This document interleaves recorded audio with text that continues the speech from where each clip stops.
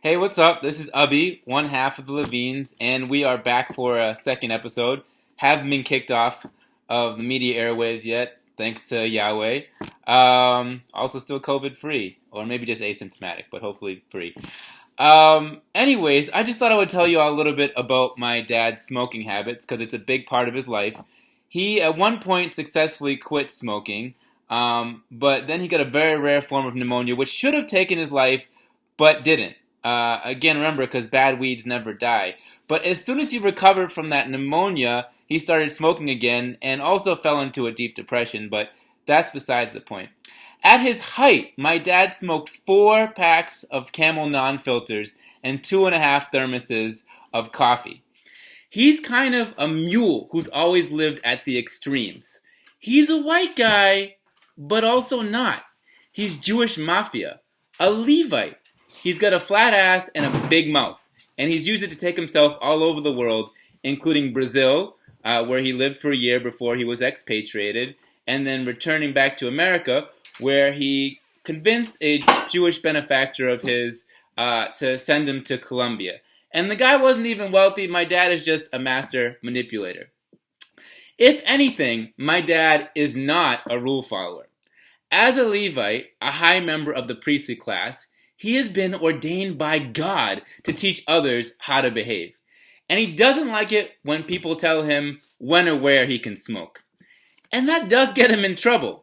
One, because he has COPD, a spitting condition of the lungs that basically gives him trouble breathing and causes him to huck loogies everywhere. And the problem is that he uses cigarettes to calm himself down. And that precisely was his excuse for smoking in his room. He was staying in a place called Our Savior's. Life was good. I was bringing him laundry and meals and whatnot. There was a bathroom that was clean. Could smoke right outside the door. But one day I get a call from the social worker there, and he's like, look, I've had this conversation many times before. Look, I'm sorry to say, but your dad can't stay here anymore. We caught him smoking in his room, and on top of that, he cut himself. So come talk to him if you can. So I go down there. I don't know what the hell I'm going to say to him. Like, this is his life. And I can't tell him how to live it. But I go there just to try to ascertain the details of what happened. Before I can say anything, he hits me with an old Jewish mafia tactic called yelling in your face. I get there, and the first thing he says to me is, who'd you talk to? You don't even know what happened. Listen, I could have had a heart attack. I was in tremendous pain. Pain like you wouldn't believe. And I had to smoke. Okay. Later he would confess to me that the whole thing was a fib. And he never really explained how he cut his hand. But it was from a pocket knife he got for his own protection. Last time it was a taser. But I digress. The cigarettes. So he only smokes Camel non-filters, which is, according to him, the finest tobacco on earth. Everything to him is the finest, the best, the greatest. And in fact, this is one of his stories that has some truth to it. And I'll tell you how I know this.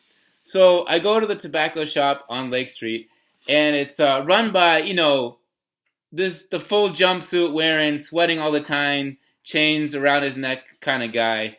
And I pick up the packet of cigarettes, and as I'm leaving the shop, this guy in a wheelchair rolls up on me. And I think he definitely had gout. And he says to me, kid, you're making a good choice. That's the best cigarette money can buy. And I said, yep, this is my life now.